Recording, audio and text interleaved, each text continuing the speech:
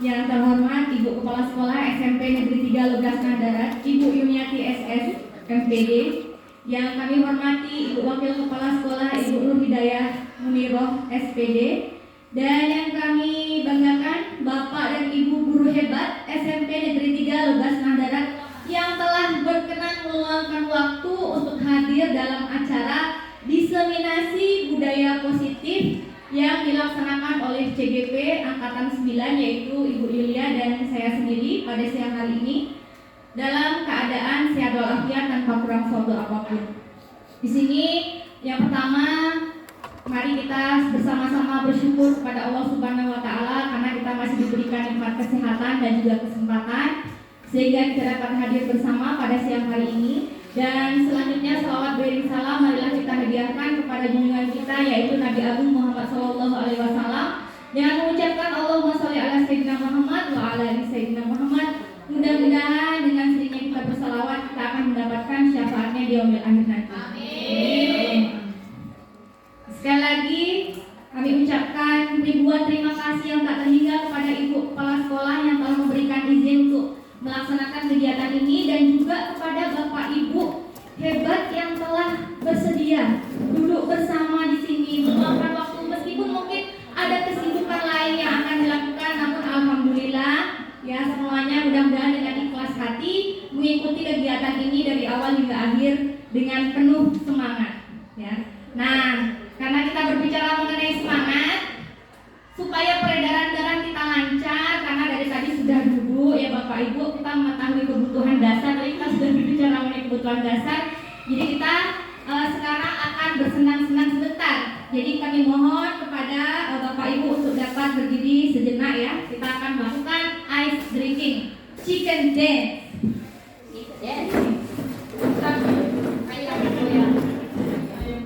Ayam ya. Ayam goreng.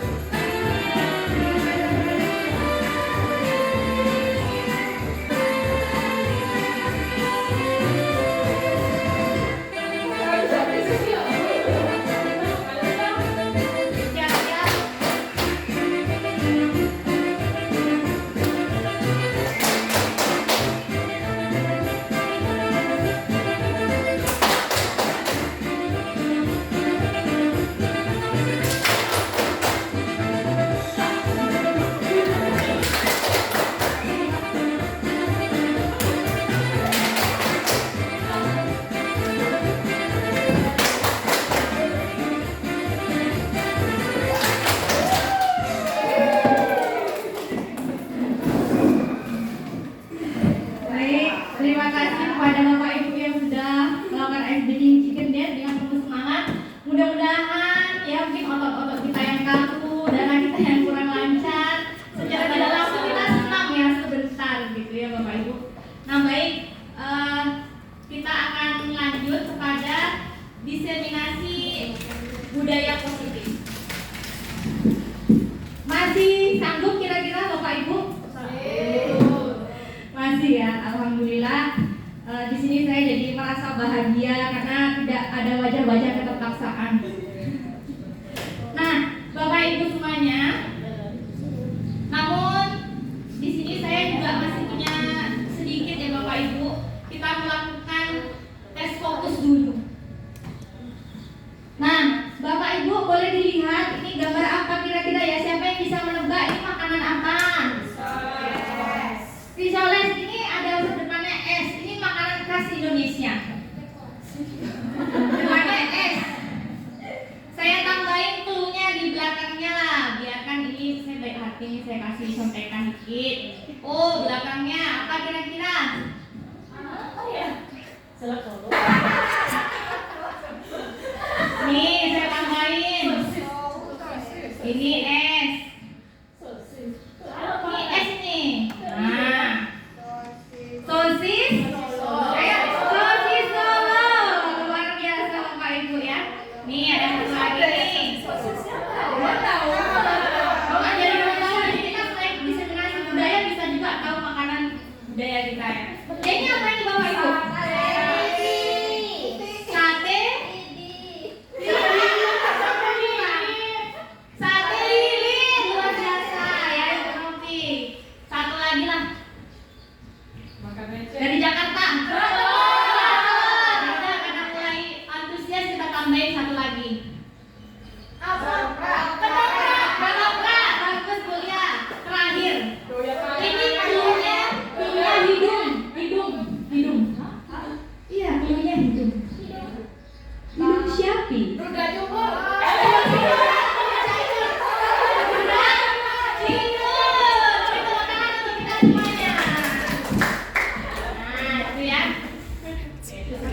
Bapak Ibu semuanya, walaupun tadi Ibu Yulia mungkin sudah banyak memberikan ilmu, namun di sini saya akan menyampaikan ulang bahwa kita akan bahas mengenai budaya positif. Jadi dapat dilihat bahwasanya budaya positif ialah nilai-nilai, keyakinan-keyakinan, dan kebiasaan-kebiasaan di sekolah yang berpihak kepada murid. Kenapa nilai-nilai dan keyakinan harus berpihak kepada murid? Tentunya agar murid dapat berkembang menjadi pribadi yang kritis, penuh hormat, dan bertanggung jawab. Bapak Ibu, tidak hanya dalam pembelajaran yang berpusat pada murid, segala sesuatu di sekolah itu sekarang harus berpusat kepada murid. Nah, untuk itulah diadakan namanya budaya positif. Nah, bagaimana membangun budaya positif? Yaitu sekolah perlu menyediakan lingkungan yang positif, aman dan nyaman agar murid-murid mampu berpikir, bertindak, dan mencipta dengan merdeka, mandiri, dan bertanggung jawab. Nah, ini adalah konsep inti. Ada perubahan paradigma, kemudian ada nilai-nilai kebajikan, ada motivasi perilaku manusia, ada keyakinan kelas, ada disiplin positif, ada kebutuhan dasar manusia, ada posisi kontrol guru, dan segitiga restitusi. Saya ingin bertanya kepada Bapak Ibu di sini, yang mana dari beberapa ini yang kira-kira ingin diketahui lebih lanjut? Yang paling penasaran yang mana? Kalau Bu Lia yang mana Bu Lia?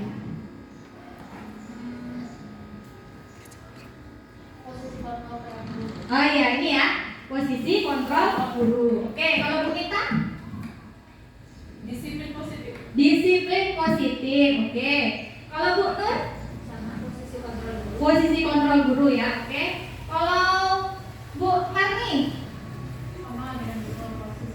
Oh, berarti ini ya, posisi kontrol sama ini. Kalau Bu Danis? Ya sama, posisi kontrol guru. Ini ya, paling penasaran ini apa ini ya? Oke, kalau Bu Yesi? Sama, posisi Yang mana yang disiplin positif atau ini? Yang posisi kontrol ya, oke. Kok ada kontrol? Emangnya siapa yang bilang kontrol kan gitu ya? Nah, tapi kita bahas sedikit ya, walaupun nanti paling penasaran di bagian itu, kita ulas sedikit lagi yang mengenai paradigma baru. Bapak Ibu bisa lihat pengertian paradigma baru. Coba bandingkan apa dengan pola pikir yang berbeda dengan paradigma lama kalau dari pengertian ini. Kan katanya paradigma baru, ya kan? Nah, apa yang berbeda? Paradigma baru ini bedanya dengan paradigma lama bagaimana? Memangnya kalau pembelajaran yang paradigma lama seperti apa? Berpusat pada siapa? Pada guru. Oke, luar biasa, beri tepuk tangan dulu tuh Bu Nur. Wow. Kalau paradigma lama berpusat kepada guru, kalau sekarang itu berpusat kepada murid dan dirancang untuk memenuhi kebutuhan murid. Kemudian untuk mewujudkan profil pelajar Pancasila. Masih ingat ya Bapak Ibu yang pertama apa profil pelajar Pancasila? Oke, yang kedua berkebinekaan global. Yang ketiga mandiri. Yang keempat bergotong royong, bernalar kritis dan kreatif. Nah, tadi kan sudah ada permainan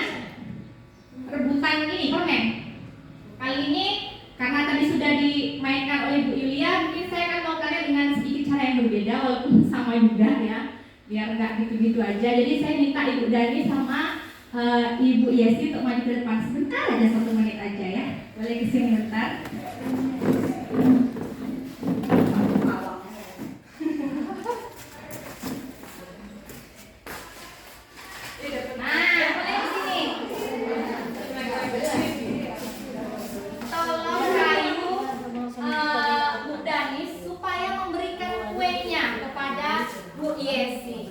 Silakan pakai mic.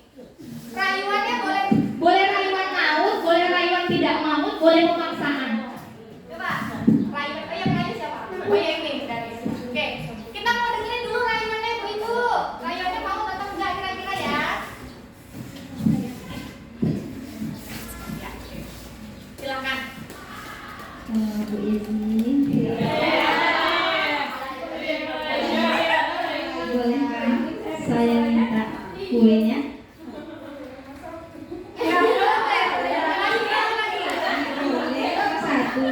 Kan itu kayaknya banyak, boleh 1 bagi 1 bagi. Ibu yang ketiga, saya 1. Maksudnya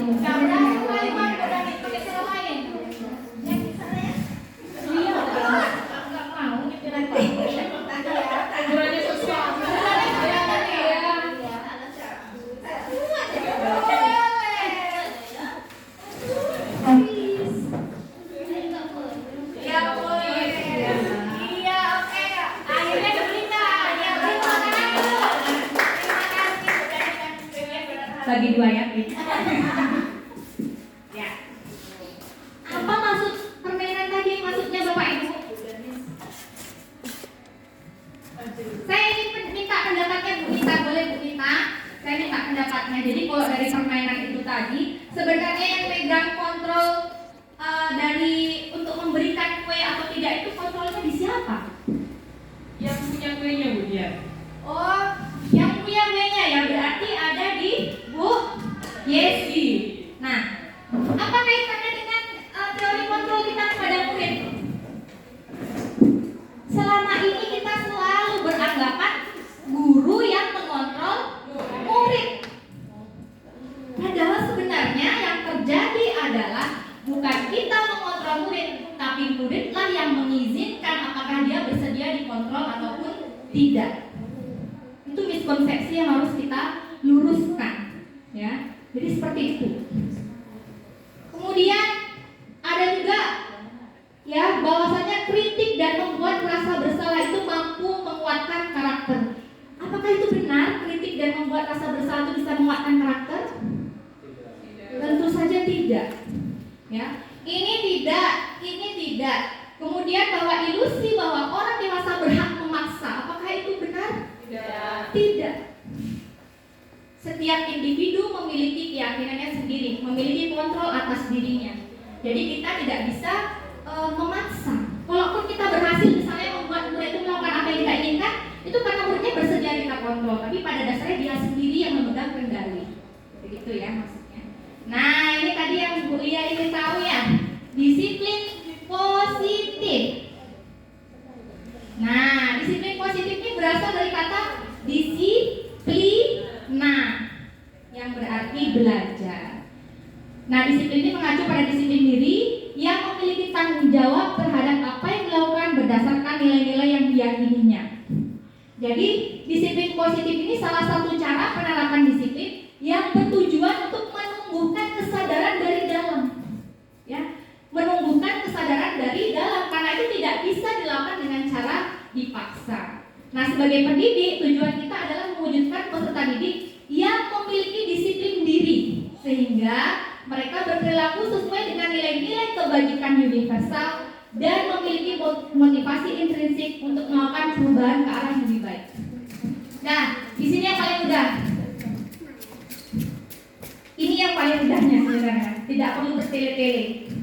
Intinya, disiplin positif merupakan salah satu cara penerapan disiplin yang bertujuan untuk menumbuhkan kesadaran serta memberdayakan anak-anak untuk melakukan sesuatu tanpa sogokan, tanpa ancaman maupun hukuman.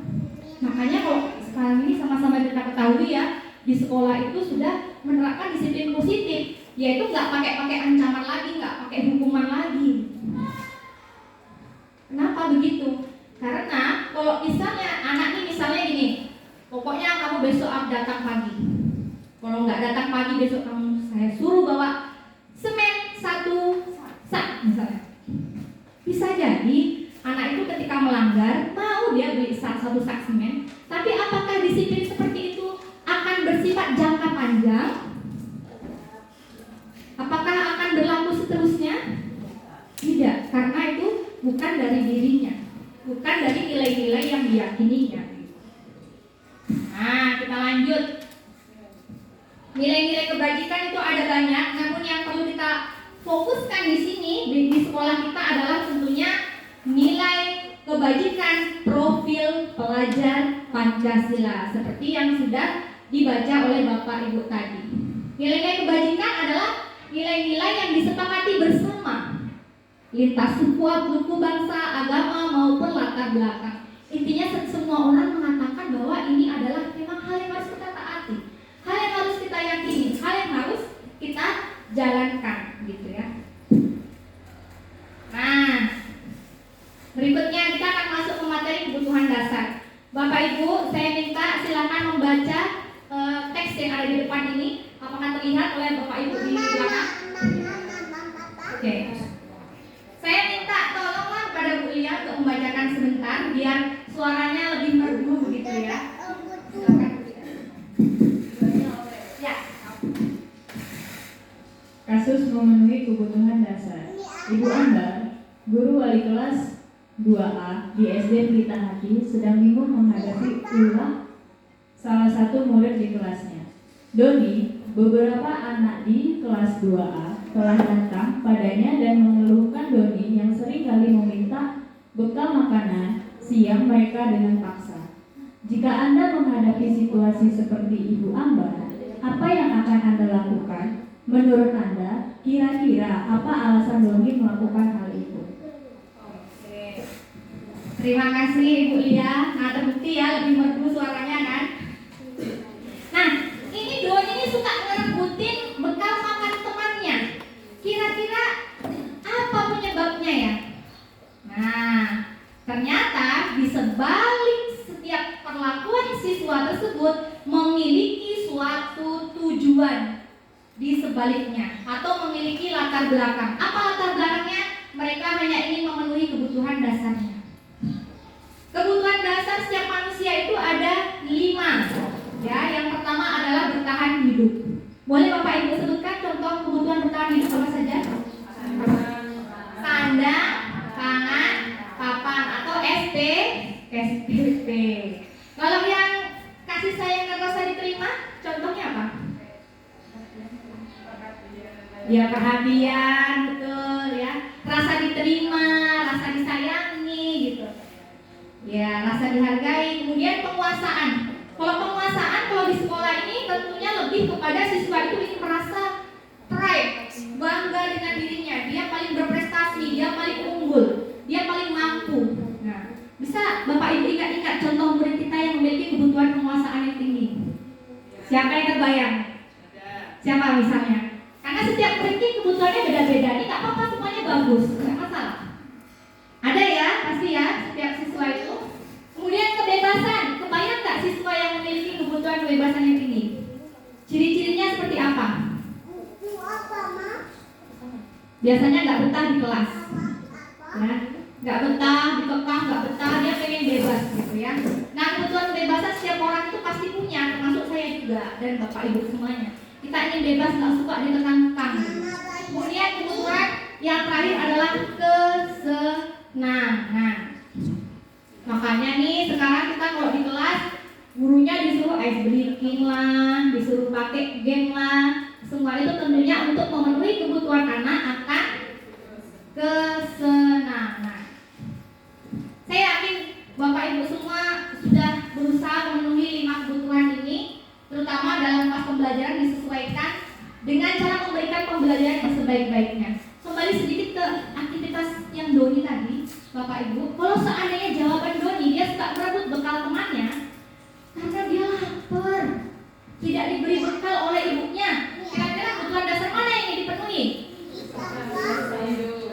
Bertahan hidup. Jadi kita tuh bisa tahu kenapa anak ini melakukan sesuatu, kebutuhan apa yang dipenuhi ketika kita memanggilnya, ketika kita bertanya.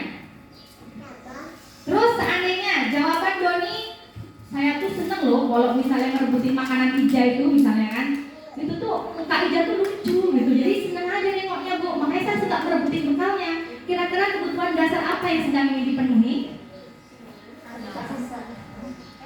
Dia merasa lucu nih nengok kalau makanan temennya direbut tuh mukanya jadi lucu, makanya dia seneng untuk merebutin makanan.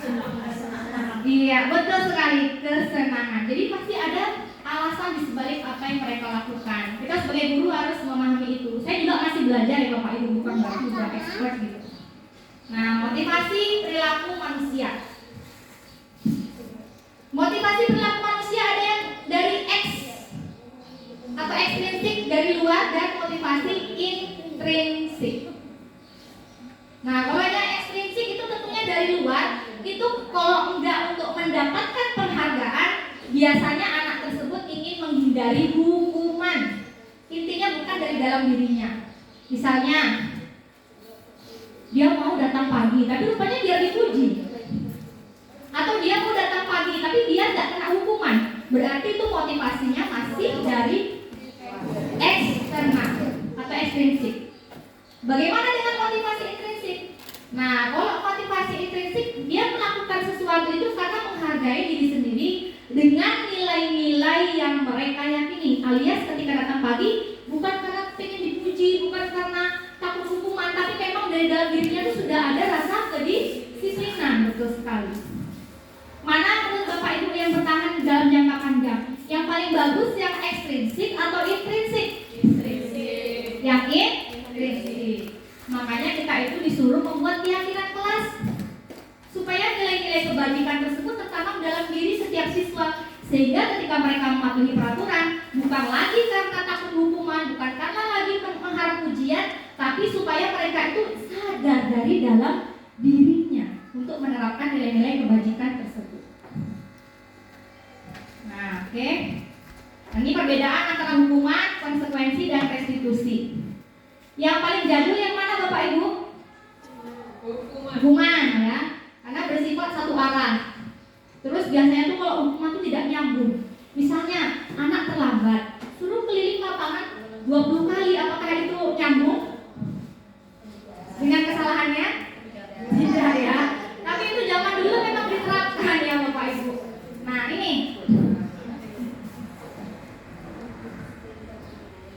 itu yang hukuman. Bagaimana dengan konsekuensi? Kalau konsekuensi udah agak mendingan dibanding hukuman. Biasanya kalau konsekuensi itu nyambung dengan kesalahannya.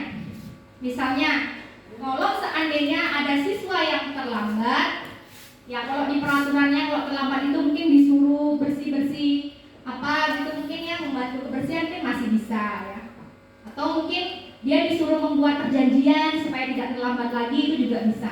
Nah, beda dengan yang ini yang paling terbaru, paling fresh ya. Penanganan paling fresh adalah melalui restitusi, di mana kita proses menciptakan kondisi murid untuk memperbaiki kesalahan. Jadi tidak hanya diberikan konsekuensi atau itu kan kalau zaman dulu ada hukumannya, tapi lebih kita fokus pada solusi. Bagaimana siswa tersebut memperbaiki kesalahannya. Kalau suka terlambat, kita fokusnya bukan berarti kayak zaman-zaman saya dulu waktu masih sekolah suruh lari dan lain sebagainya, push up. Tapi kita fokusnya tuh gimana supaya anak ini tidak terlambat lagi, dia bisa mencari solusinya. Tapi ada garis bawahnya di sini, solusi tersebut harus berasal dari siswa itu sendiri. Bukan kita yang nyuruh, besok kamu hidupin alarmnya nak, besok kamu begini ya nak, besok tidak seperti itu. Karena ini kita ingin kesadaran dari dalam. Makanya bagaimana caranya kita sebisa mungkin, saya sendiri masih belajar juga, Bapak Ibu belum ahli, tapi mari kita sama-sama ke depannya, ayo kita mencoba untuk menerapkan segitiga restitusi ini. Nah ini yang ingin ketahui tadi yang paling banyak ya, akhirnya nyampe juga kita ke sini ya. 5 posisi kontrol guru. Ya. Yang pertama adalah penghubung. Yang kedua, ya, membuat merasa bersalah. Oke. Kemudian ini teman ya, ini yang ketinggalan. Saya juga kaget pas nengok kok tema ya. Ini di sini kerjain lah, cuma sembunyi ya. Kerjain ini asli kerjain kok. Udah deg-degan ya masing-masing. Teman pemantau ini juga nyari apa ya, lari ke bawah juga bingung gitu ya. Jadi ini yang terakhir adalah manajer. Ya. Bapak Ibu, karena ini yang paling spesial, makanya saya udah nyiapin sesuatu. Ya, saya tahu Bapak Ibu pasti milihnya yang ini. Karena itu saya udah nyiapin satu video. Anggap saja ini sedang di bioskop. Ayo kita sama-sama nonton, sama-sama belajar dari materi ini. Ya. Bioskop Trans TV. Loh, belum dibalikan.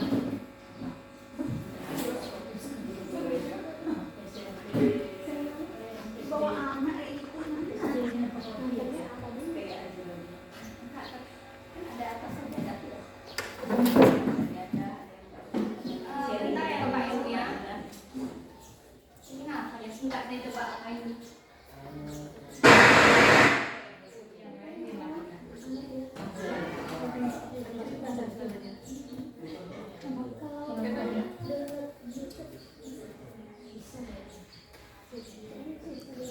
Loh, ini kok nggak bunyi ya? Enggak, mana tahu ini apa bentar,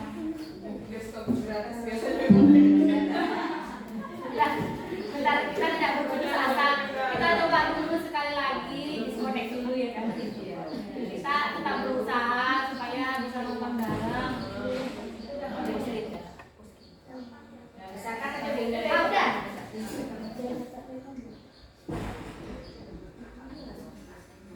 Dari Laptopnya besarin juga. oh iya.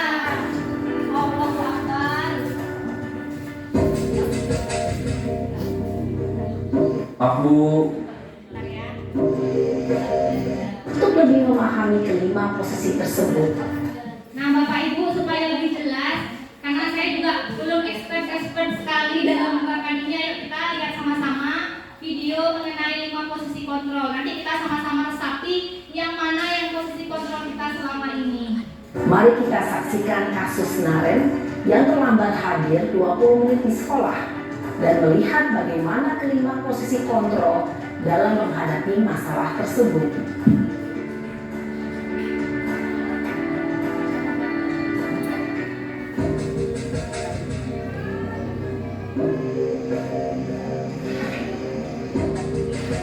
Ya, ini beli tiketnya ya. Beli tiketnya ada barang. Naren! Sini kamu! selamat pagi Bu. Selalu terlambat. Kamu deh, pasti terlambat. Maaf Bu, saya Apa? Apa coba? Alasan kamu apa lagi? Kapan sih kamu tidak terlambat? Malas sekali ya kamu jadi anak. saya Dasar pemalas. Gak kapok-kapok sih kamu. Sudah berapa kali terlambat? Sana, kamu keliling lapangan basket 2 kali. kenapa saya harus keliling lapangan basket Bu? Kenapa? Kamu melawan ibu. Berani-beraninya jawab. Sudah terlambat, masih berani jawab pula. Sekarang, keliling lapangan basket 5 kali sekalian. Biar kapok. Cepat. Pergi sana ke lapangan basket. Posisi penghukum biasanya berbicara dengan nada tinggi, menghardik, menunjuk-nunjuk, menyakiti, dan menyindir. Hukuman bisa berupa fisik maupun psikis. Ibu dan bapak guru hebat. Dampak yang terjadi pada murid ketika guru berada pada posisi penghukum adalah murid cenderung akan memberontak, bahkan menyimpan dendam.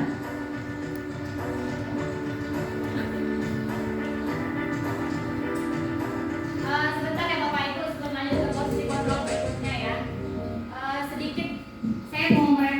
saya sendiri terlebih dahulu. Saya masih ingat dulu ketika saya masih menjadi pembina OSIS, karena ada beberapa mahasiswa yang sulit didisiplinkan. Saya masih terbayang wajah mereka ketika saya gunting rambutnya dan mereka merasa mendongkol. Jadi yang dibilang oleh ibu ini tadi benar, ya. Ketika kita menghukum murid, mereka akan merasa mendongkol. Jadi saya pun merefleksi diri saya sendiri akan hal itu. Kita lanjut ke posisi kontrol berikutnya. Masih Naren. Naren!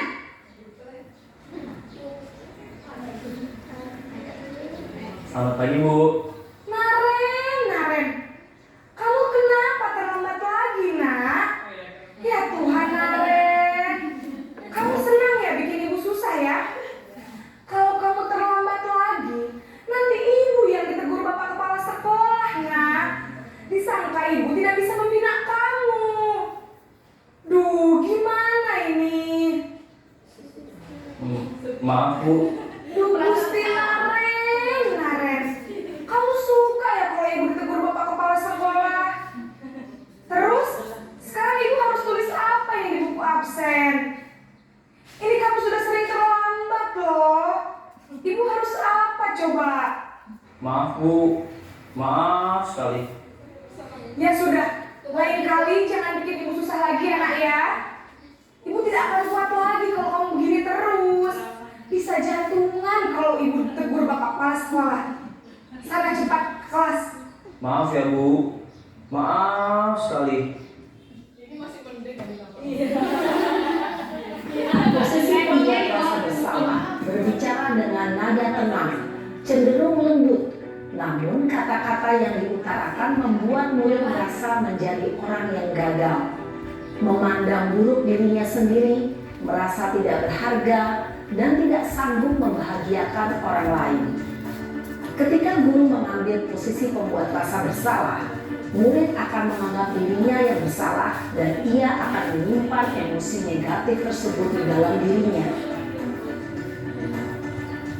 Nah, ini yang berikutnya. Posisi teman.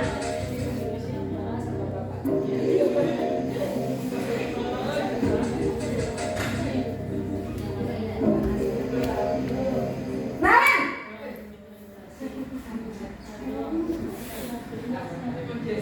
Selamat pagi, Bu. Wah, sudah jam berapa ini nak? Terlambat lagi ya sayang. Iya, Bu. Habis ibu saya lupa bangunkan saya, Bu. Kamu malah menyalahkan ibu kamu. Kamu bukannya anak yang larinya paling kencang. Kok terlambat sih? Iya, Bu. Saya memang terlambat bangun tadi. Jadi, biarpun saya lari kencang, tetap gak kekejar, Bu. Ya sudah sana. Nanti lain kali larinya lebih kencang lagi ya. Biar gak terlambat lagi. Bikin senang ibu. Demi ibu. Bisa kan? Bisa lah, Bu. Ya sudah sana masuk kelas. Ibu beresin urusan absen kamu. Kamu ini ada-ada saja. Dalam posisi teman, guru berbicara dengan nada suara ramah, akrab, cenderung bersenda gurau untuk menjaga suasana tetap santai. Murid akan merasa senang, aman, dan akrab dengan guru. Identitas yang tercipta adalah identitas sukses atau berhasil. Namun, perlu diingat, karena ini masih dorongan eksternal, maka ada faktor ketergantungan dari murid kepada orang tertentu. Di sini, guru absennya, sehingga di lain waktu, murid bisa berperilaku baik, namun hanya kepada orang-orang tertentu saja. Ada yang keempat Bapak Ibu. Yang lima. Yang pemantau.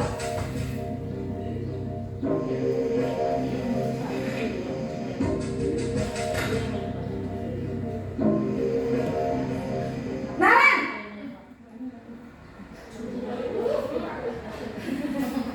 Selamat pagi, Bu.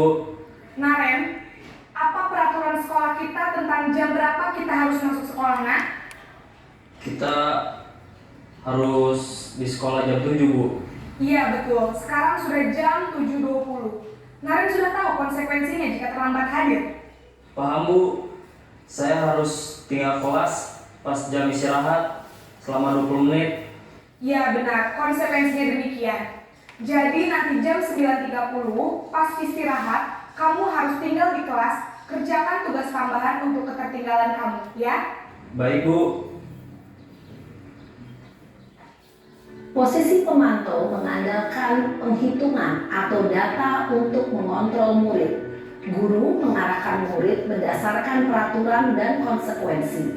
Seorang pemantau menunjukkan bahasa tubuh dan ekspresi wajah yang datar dan cenderung formal. Nah ini yang terakhir.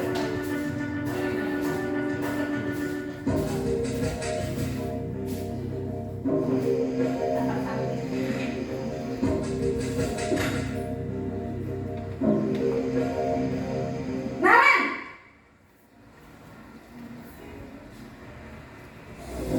Selamat pagi Bu. Selamat pagi Naren. Maaf Bu, saya terlambat. Iya, sekolah masuknya jam 7, sekarang sudah jam 7.20. Jadi sekarang bagaimana ini Naren?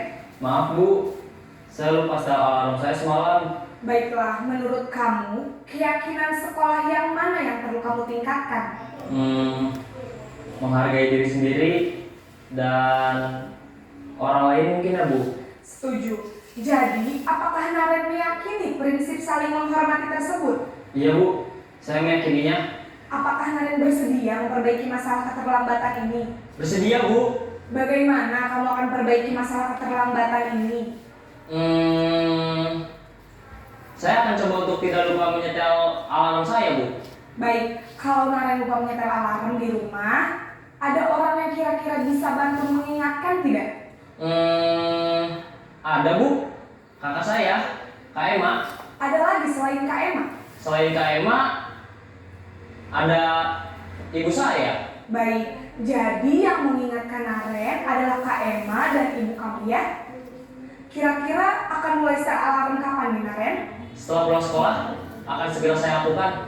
Baik, jadi Naren akan setel alarm untuk bangun besok pagi dan akan diingatkan oleh kakak dan ibunda Naren ya. Ada lagi yang mungkin perlu dilakukan Naren agar tidak terlambat bangun lagi? Tidak ada Bu. Baik Naren, terima kasih untuk kerjasama kamu. Sekarang kamu perlu kembali ke kelas untuk belajar. Baik Bu, terima kasih. Iya, Posisi Bapak Ibu semua, saya membagikan sedikit kertas sticky note. Tolong ditulis mungkin pengalaman ketika pernah menangani siswa sebagai refleksi kita bersama. Apa yang pernah Bapak Ibu lakukan dahulu mungkin ya, atau beberapa waktu yang lalu berkaitan dengan ini, posisi yang mana yang pernah Bapak Ibu lakukan sambil azan. Ini sekarang saya.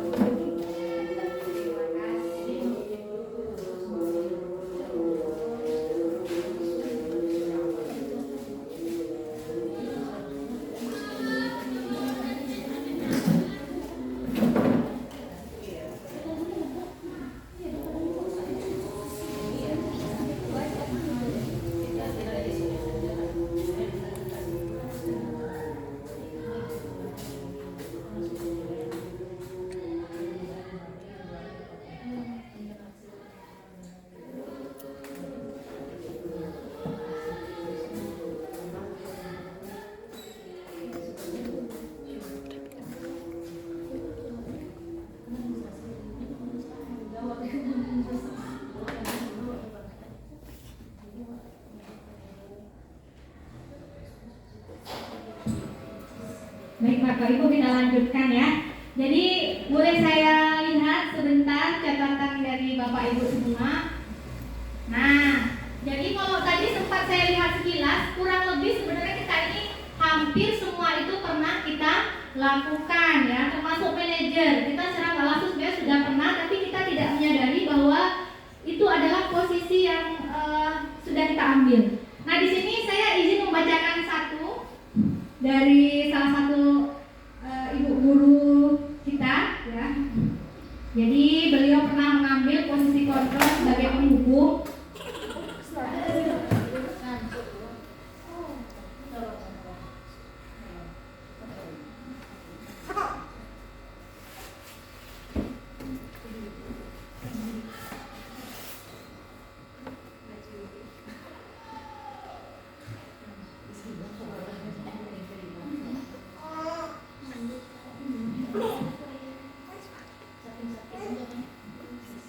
Baik, jadi di sini ada anak datang terlambat, kemudian disuruh membawa pupuk kandang, dan jika anak tidak membawa akan dilipat gandakan. Memang kita semua pernah ya, tidak hanya ibu kita ini, tapi saya juga iya.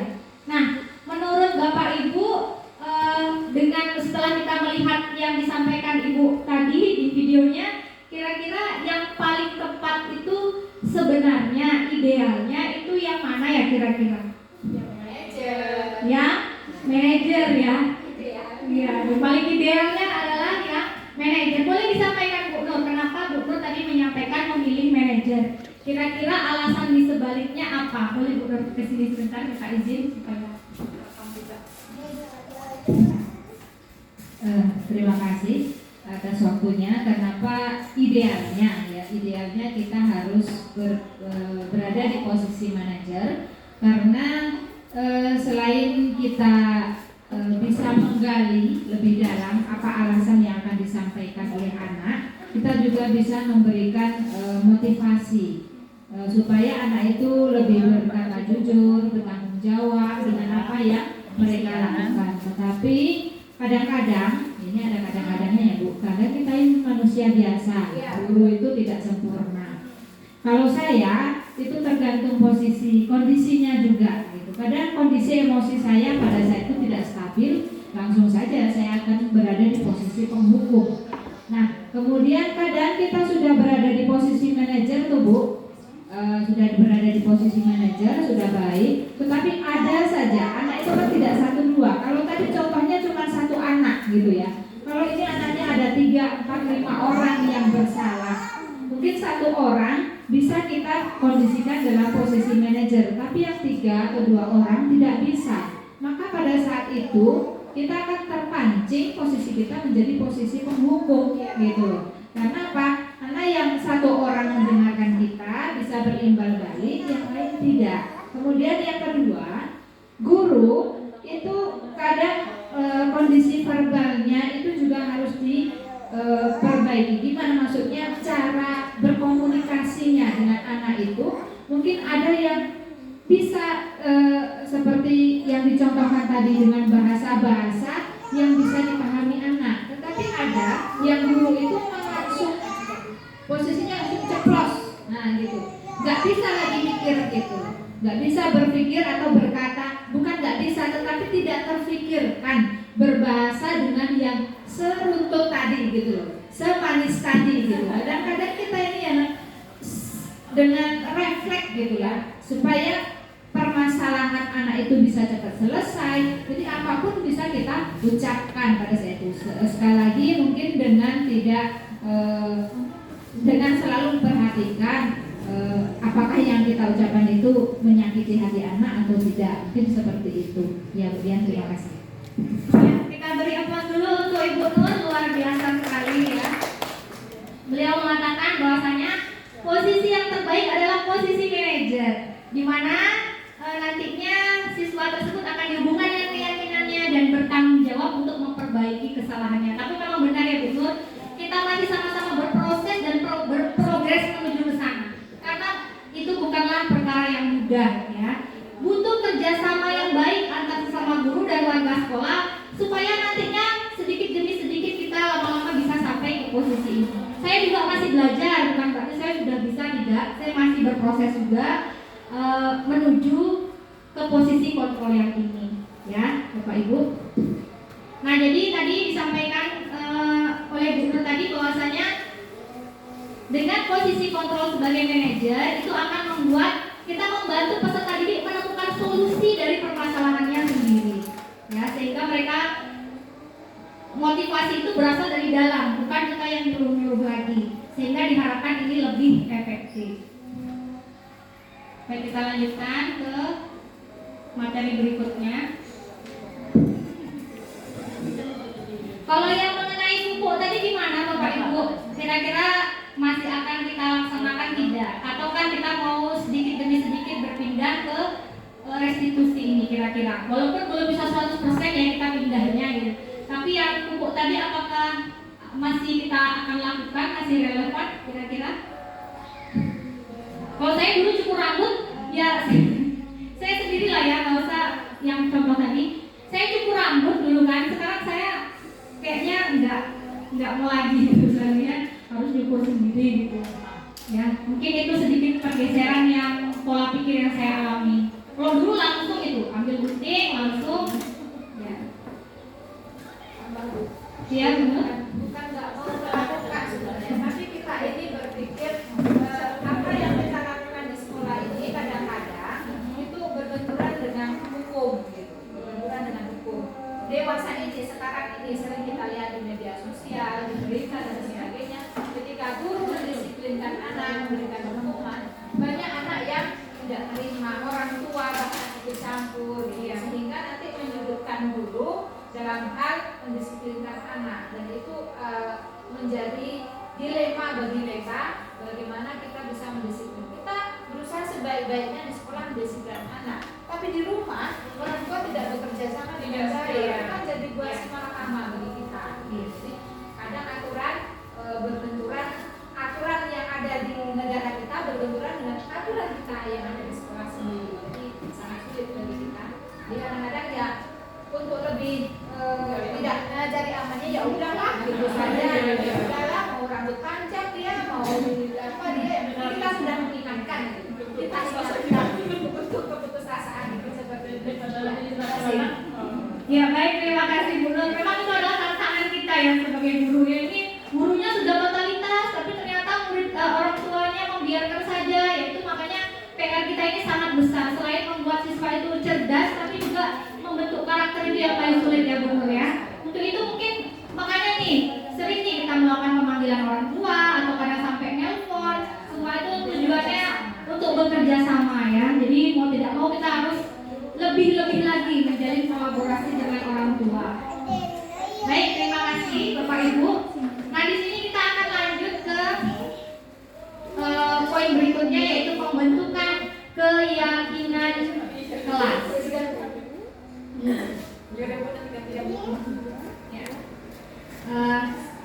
Keyakinan kelas, keyakinan. Adakah Bapak Ibu yang ingin memberikan pendapat apa perbedaan antara keyakinan dan peraturan?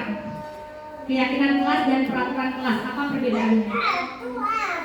Kenapa kok sekarang lebih digalakkan yang keyakinan kelas ini dibanding yang peraturan? Kalau keyakinan itu kita sudah sepakat dengan siswa, Iya. akan melakukan itu secara konsisten. Iya, Tapi betul. kalau cuma peraturan itu hanya sekedar tulisan yang kita tempel, yang sewaktu-waktu bisa saja dilanggar, enggak. Oke, kita beri apresiasi lah untuk Nur luar biasa ya peserta kita hari ini, ya. Nah, jadi memang benar ya Bapak Ibu. Kalau peraturan itu sebelah pihak, ya. Contoh peraturan sekolah. Kalau peraturan sekolah itu kan dari sekolah, ya kan? Bukan dari siswa. Jadi siswa itu sendiri kurang memiliki kesadaran dan keyakinan untuk menjalankannya. Beda dengan keyakinan kelas yang membuat mereka, yang menyepakati mereka, yang menjalankan juga mereka. Nah, jadi ini isinya berupa pernyataan universal yang dibuat dalam pernyataan positif. Kemudian semua warga sekolah atau warga kelas dilibatkan saat membuat keyakinan kelas ini, dan sedikit saja agar mudah diingat. Jadi kita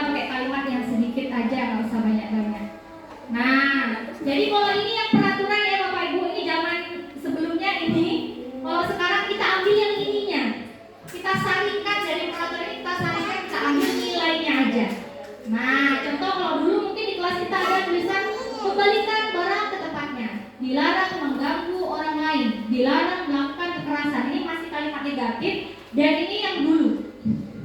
Nah sekarang kita ambil nilainya aja, ya. Jadi misalnya kayak kembalikan barang ke tempatnya, berarti nilai apa sebenarnya yang mau diambil?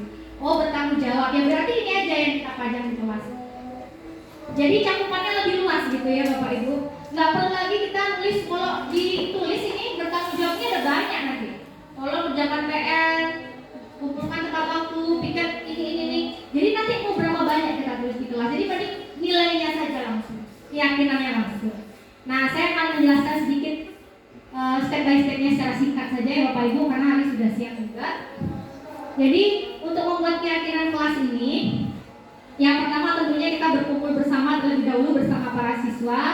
Ya, setelah itu barulah ditanyakan kelas impiannya itu seperti apa. Kan seperti itu. Nah, kemudian siswa silakan menulis di kertas sticky note, atau boleh juga kalau nggak ada sticky note disuruh langsung nulis di papan tulis. Saya ingin kelas yang siswanya menjaga kebersihan, begini. Baru setelah itu kalau misalnya kayak gini kita salikan langsung nilai-nilainya apa yang dimaksud siswa tersebut. Oh ternyata nilai kebersihannya sudah kita buat, kita sepakati nilai kebersihan. Nah sedikit mungkin ada cuplikan yang saya buat kemarin, kalau Bapak Ibu, atau ini aja lah, kalau masuk ke kelas 7A mungkin bisa dilihat sekilas, sudah ditempel kemarin, kebetulan kami sudah membuat. Nah ini tadi perbedaannya, dan kita lanjutkan sedikit mengenai segitiga restitusi dalam penyelesaian masalah.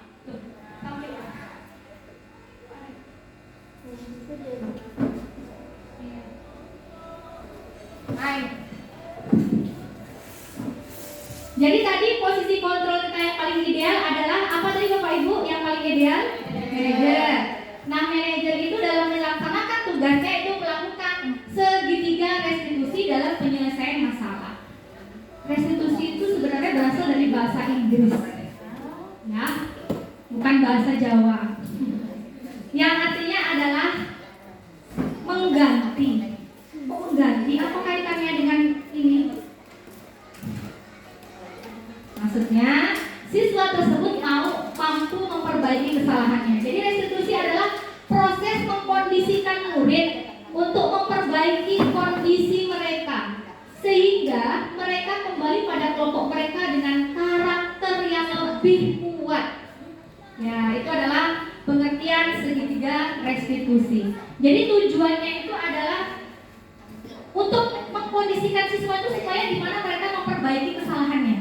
Ya, gimana nih anak kalau kesalahannya datang selamat, gimana supaya mereka memperbaiki kesalahannya dan mereka bisa kembali ke kelompoknya dengan karakter yang lebih kuat lagi. That's why itu kemarin makanya ketika saya memproses trio yang ditemukan melanggar peraturan sekolah kemarin, saya tidak hanya meminta mereka untuk tidak melakukan lagi, tapi juga saya ingin mereka kembali ke kelompoknya dengan karakter yang lebih kuat, supaya mereka merasa berharga dan merasa bahwa mereka bisa memperbaiki karakternya. Salah satunya selain meminta maaf kepada seluruh guru, di sini idenya ya itu adalah mereka membuat sosialisasi mengenai bahaya merokok yang sudah kemarin dilaksanakan. Jadi diharapkan mereka itu karakternya nggak rubuh gitu, nggak rusak, bahwa mereka masih bernilai gitu. Nah kita lanjutkan. Segitiga restitusi itu guru berperan sebagai manajer. Kemudian tujuannya menghasilkan murid yang mandiri dan bertanggung jawab. Saya ingin sedikit tanya sama Bu Danis. Kira-kira kenapa Bu Danis kalau di segitiga restitusi itu bisa menghasilkan murid yang mandiri? Kira-kira menurut Bu Danis kenapa? Tadi mereka mencari solusi sendiri atau guru yang nyuruh? Sendiri ya. Nah, karena mereka bisa mencari solusi sendiri, makanya menghasilkan murid yang mandiri. Kemudian tadi solusinya itu membentuk mereka bertanggung jawab tidak? Dengan solusi yang mereka buat. Ya, makanya di sini tujuannya adalah menghasilkan murid yang mandiri. Mereka bisa mencari solusi dari permasalahannya sendiri dan bertanggung jawab dengan kesalahannya. Oh ya, ini sedikit ya saya sampaikan. step by stepnya. Yang pertama, segitiga restitusi itu menstabilkan identitas. Yang kedua, validasi tindakan yang salah. Dan yang ketiga, menanyakan keyakinan. Saya ingin praktek langsung saja karena daripada saya menjelaskan banyak lebar, karena tadi sudah konsepnya juga sudah lebih dulu disampaikan ke Yulia. Jadi saya minta satu orang ibu guru di sini yang bersedia 1 menit aja untuk maju ke depan. Kita langsung melakukan segitiga restitusi. Siapa yang bersedia kira-kira? Ya, nanti step by stepnya kan ada 3 ya Bapak Ibu. Yang pertama menstabilkan identitas, yang kedua validasi tindakan yang salah, yang ketiga menanyakan keyakinan. Saya minta Bu Marni aja lah, Bu Marni boleh ke depan ya sebentar kita praktek.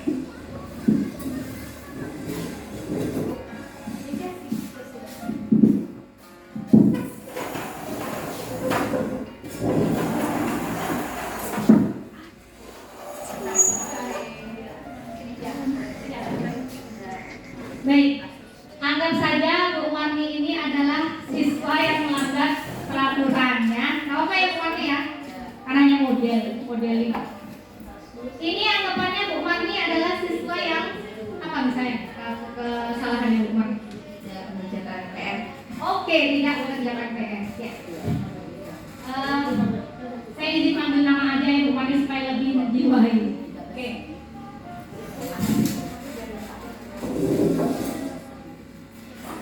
Oke. Baik Susi, apakah Susi gimana kabarnya hari ini Susi? Apakah sehat? Alhamdulillah sehat. Kira-kira Susi tahu tidak kenapa dipanggil ke sini Susi? Tahu. Karena saya hari ini tidak mengerjakan PR.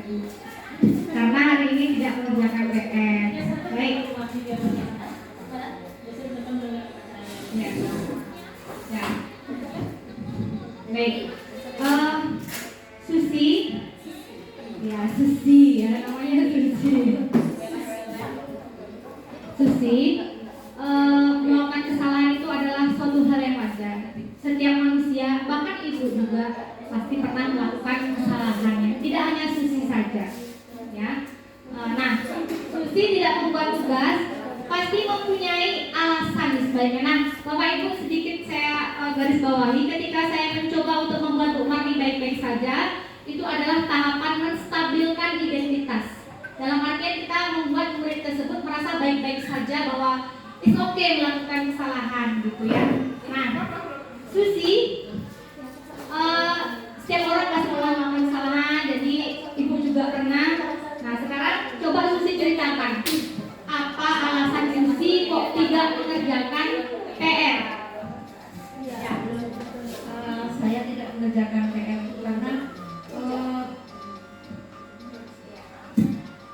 itu Bu, soalnya susah kali Bu untuk dikerjakan. Oh jadi Susi tidak mengerjakan itu karena soalnya susah ya Kak ya. Oke ya. Jadi alasannya begitu. Kalau boleh Ibu tanya sama Susi, masih ingat tidak dengan keyakinan kelas kita? Nah, dari yang tidak mengerjakan tugas tersebut, keyakinan mana yang Susi langgar? Tidak bertanggung jawab. Tidak bertanggung jawab. Apakah itu baik Susi? Enggak Bu, kalau kita enggak merupakan perilaku yang tidak baik. Luar biasa, Susi paham ya bahwasanya bertanggung jawab itu, tidak bertanggung jawab itu perilaku yang tidak baik. Nah, seperti yang Ibu sampaikan sebelumnya bahwa kita ingin berfokus pada solusi, bukan mencari-cari kesalahan ya Nak ya. Nah, jadi kedepannya apa rencana Susi untuk memperbaiki semua ini? Kan Susi tidak membuat tugas karena sulit. Nah, apa solusinya kira-kira menurut Susi? Kan sulit ya. Saya akan selesaikan PR Bu dengan menanya pada kawan saya yang sudah memahami apa yang saya. Luar biasa, berarti solusi pertama nanya ya, belajar kelompok mungkin dengan temannya yang lebih pintar. Itu bukan jawabannya kan Susi? Ya, langkah-langkahnya. Oke, apalagi Susi yang bisa dilakukan selain bekerja kelompok? Akan bertanya sama guru makamnya. Konsultasi sama ibu ya. Ya, jadi kapan mulai Susi akan melakukannya untuk mengerjakan tugas itu dan memperbaiki kesalahan kapan? Mulai hari ini Bu, saya akan mengerjakan PR. Mulai hari ini akan mengerjakan PR terus ya. Nanti kalau ketemu kesulitan, ya tadi ya, nanya sama teman, nanya sama guru. Intinya Susi sudah bisa menemukan solusi dari permasalahan ini. Jangan segan-segan untuk nanya sama ibu ya kalau ada yang perlu ditanyakan atau konsultasi ya Susi. Ibu yakin Susi bisa menjadi anak yang lebih baik lagi ya. Oke, Susi boleh kembali ke depan. Kita berikan tepuk tangan dulu untuk Susi alias Ibu Susanti. Susi Susanti. Nah itu hanya gambaran singkat ya Bapak Ibu. Intinya dalam segitiga restitusi ada 3 tahapan. Kita membuat murid merasa baik-baik saja alias identitasnya itu stabil. Kalau dia ngelahi sama temannya tentunya kita buat dulu dia merasa baik-baik saja, tenang dulu. Kalau perlu kita suruh tarik nafas dulu kalau kondisinya ini ya.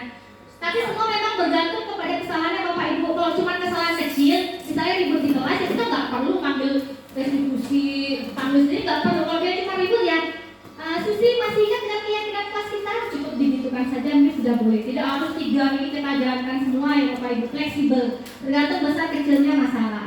Nah itu adalah mengenai restitusi.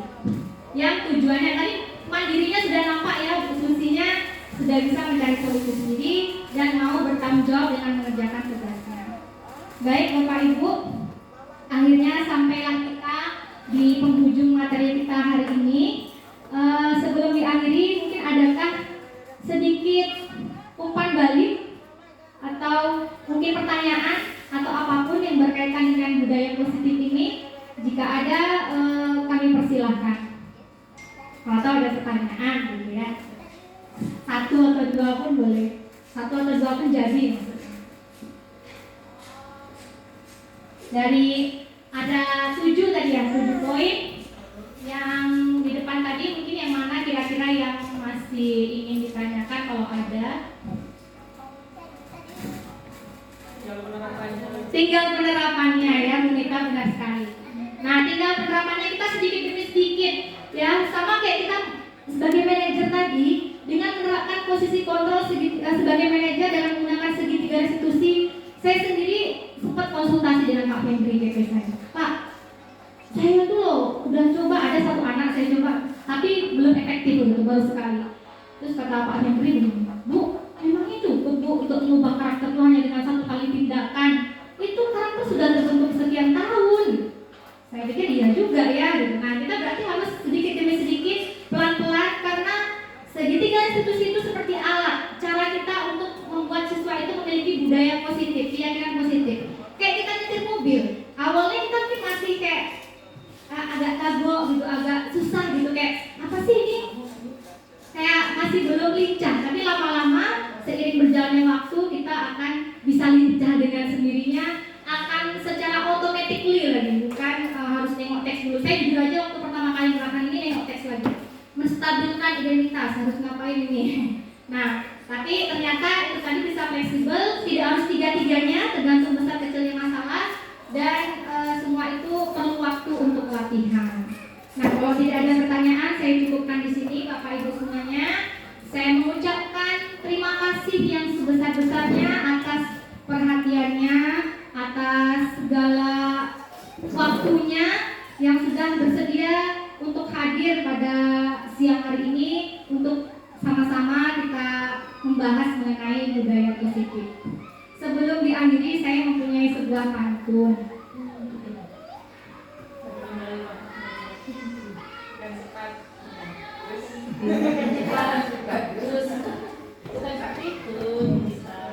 Jalan-jalan ke Jakarta,